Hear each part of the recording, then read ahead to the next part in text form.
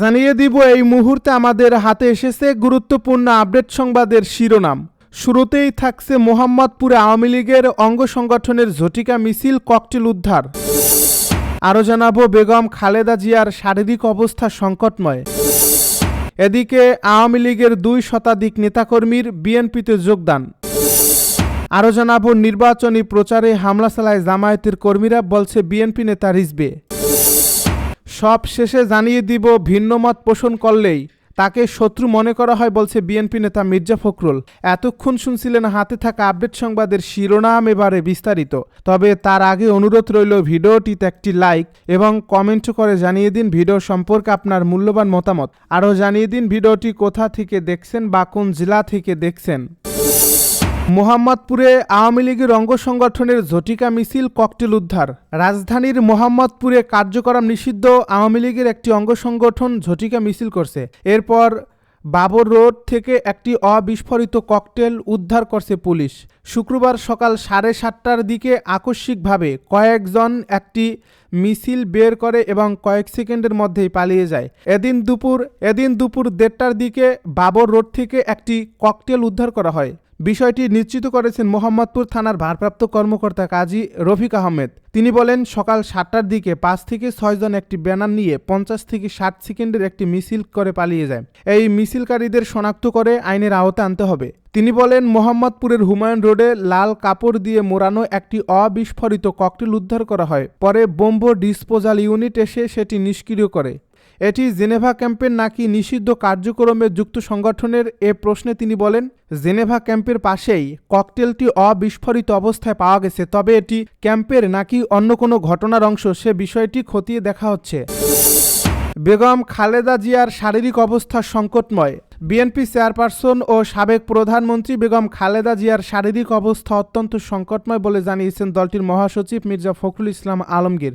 শুক্রবার বাদ জুমা রাজধানী নয়াপল্টনে বেগম খালেদা জিয়ার জন্য দোয়া ও মোনাজাত অনুষ্ঠানে একথা জানান তিনি। বিএনপি নেতা মির্জা ফখরুল বলেন, গণতান্ত্রিক আন্দোলনে বড় অবদান রেখেছিলেন বেগম খালেদা জিয়া। তিনি সারা জীবন গণতন্ত্রের জন্য সংগ্রাম করেছেন। তিনি কারাভোগ করেছেন, নির্যাতিত হয়েছেন।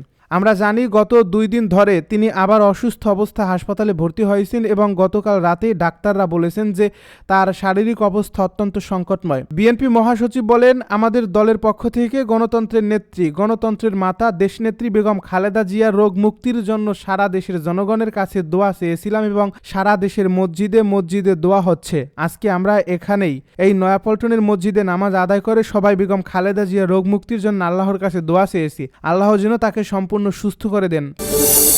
আওয়ামী লীগের 2 শতাধিক নেতাকর্মীর বিএনপিতে যোগদান। রাজধানীর ডেমরায় কার্যক্রম নিষিদ্ধ আওয়ামী লীগের 2 শতাধিক নেতাকর্মী বিএনপিতে যোগ দিয়েছেন। শুক্রবার বেলা 11:30টার দিকে ডেমরা থানা বিএনপির প্রধান কার্যালয়ে এসে আওয়ামী লীগের ওয়ার্ড, ইউনিয়ন ও থানা পর্যায়ের এসব নেতাকর্মীরা যোগাযোগে বিএনপিতে যোগ দেন। শুক্রবার বেলা 11:30টার দিকে ডেমরা থানা বিএনপির প্রধান কার্যালয়ে এসে আওয়ামী লীগের ওয়ার্ড, ইউনিয়ন ও থানা পর্যায়ের এসব নেতাকর্মীরা একযোগে বিএনপিতে যোগদান করেন। তারা আওয়ামী লীগের নেতা বীর মুক্তিযোদ্ধা মাওলানা শাহাদাত হোসেনের নেতৃত্বে ডেমরা থানা বিএনপির আহ্বায়ক এস.এম. রেজা সেলিম এবং যুগ্ম আহ্বায়ক আনিসুজ্জামান হাতে ফুল দিয়ে শুভেচ্ছা বিনিময় করেন। পাশাপাশি উভয় দলের নেতাকর্মীরা ঐক্যবদ্ধভাবে জাতীয় নির্বাচনে ঝাঁপিয়ে পড়ার প্রত্যয় ব্যক্ত করেন। যোগদান অনুষ্ঠানে মাওলানা শাহাদাত হোসেন বলেন, বিগত দিনে আমি শহীদ প্রেসিডেন্ট জিয়াউর রহমানের আদর্শের অনুসারী হয়ে বিএনপি করতাম। পরে আওয়ামী লীগের চাপের মুখে দীর্ঘ সময় আওয়ামী লীগ করতে বাধ্য হয়েছিলাম। বর্তমানে বিএনপি নেতাকর্মীরা আমাদের প্রতি যে সম্মান দিয়েছেন তাতে আমরা বিমোহিত। ডেমরা থানা বিএনপির আহ্বায়ক এস.এম. রেজা সেলিম এবং যুগ্ম আহ্বায়ক আনিসুজ্জামানের প্রতি অবিচল আস্থা ও ভালোবাসা এবং নবীউল্লাহ নবীর প্রতি সমর্থন জানিয়ে আমি আবারও বিএনপির রাজনীতিতে সক্রিয় হওয়ার সুযোগ পেয়েছি। নির্বাচনী প্রচারে হামলা চালায় জামায়াতের কর্মীরা, জানালো রিজভী। পাবনার ঈশ্বরদীতে নির্বাচনী প্রচারের সময় বাংলাদেশ জাতীয়তাবাদী দল বিএনপি এর নেতাকর্মী ও জনসাধারণ নাগরিকদের উপর স্থানীয় জামায়াতে ইসলামী কর্মীরা পরিকল্পিত হামলা চালিয়েছে বলে অভিযোগ করেছে দলটি। এই ঘটনায় তীব্র নিন্দা ও প্রতিবাদ জানিয়েছে বিএনপির সিনিয়র যুগ্ম মহাসচিব অ্যাডভোকেট রুহুল কবির রিজভী। বুধবার সন্ধ্যায় পাঠানো এক প্রেস বিজ্ঞপ্তিতে বিএনপি জানায়, পরিকল্পিত ওই আক্রমণে অর্ধশতাধিক নেতাকর্মী আহত হয়, চিকিৎসা চিকিৎসাধীন রয়েছেন। এই বিজ্ঞপ্তিতে আরও দাবি করা হয়, জামায়াতে ইসলামী মনোনীত স্থানীয় সংসদ সদস্য প্রার্থী আবু তালেব মণ্ডল স্বয়ং এই হামলার নেতৃত্ব দেন। বিএনপির ভাষ্য অনুযায়ী নির্বাচনী প্রচারের সময় জামায়াতের কর্মীরা সহজাত ধর্মীয় প্রলোভন ও জান্নাতের টিকিট বিক্রির মতো আপত্তিকর বিষয় প্রচারের উপকরণ হিসেবে ব্যবহার করেছিলেন। এতে ধর্মপ্রাণ সাধারণ মানুষ আপত্তি জানালে জামায়াতের কর্মীরা তাদের উপর মারমুখী হয়। পরবর্তীতে শান্তিপূর্ণভাবে প্রচাররত বিএনপি নেতাকর্মীরাও অতর্কিতে বিনা প্ররোচনায় হামলার শিকার হন। এ বিজ্ঞপ্তিতে পত্রিকায় প্রকাশিত একটি ছবির উল্লেখ করে কথা বলা হয়। ওই ছবিতে জামায়াত কর্মী তুষারকে আগ্নেয়াস্ত্র হাতে আক্রমণ চালাতে দেখা গেছে। ভিন্ন মত পোষণ করলেই তাকে শত্রু মনে করা হয়, জানালো বিএনপি নেতা মির্জা ফখরুল। নির্বাচনের জন্য জাতি উন্মুখ হয়ে আছে বলে মন্তব্য করেছেন বিএনপি মহাসচিব মির্জা ফখরুল ইসলাম আলমগীর। শুক্রবার দুপুরে বাংলাদেশ ফেডারেল সাংবাদিক ইউনিয়নের দ্বিবার্ষিকী সম্মেলনে বিএনপির মহাসচিব কথা বলেন। বিএনপি নেতা মির্জা ফখরুল বলেন, আপনারা জানেন যে এমন একটা সময় এখন, যে সময়টার জন্য গোটা জাতি অপেক্ষা করে আছে, যে আগামী ফেব্রুয়ারি মাসে একটি নির্বাচনের মধ্য দিয়ে একটা গণতান্ত্রিক ব্যবস্থায় আমরা ফিরে যেতে সক্ষম। আমরা সবাই এটা চাই। তিনি বলেন, একই সঙ্গে আমাদের মনে রাখতে হবে যে আমরা গণতন্ত্রে ফিরে যেতে চাইলে অপরের যে মত প্রকাশের স্বাধীনতা, সেটাকে আমাদের একই সঙ্গে মূল্য দিতে হবে। ঐক্য থাকবে মূল জায়গায়, ঐক্য থাকবে কিন্তু ভিন্নতা তো থাকবেই। গণতন্ত্রের মূল কথা এই জায়গায় যে আমি আপনার সঙ্গে একমত হব না, কিন্তু আপনার মত প্রকাশের স্বাধীনতাকে আমি অবশ্যই সেটাকে রক্ষা করব।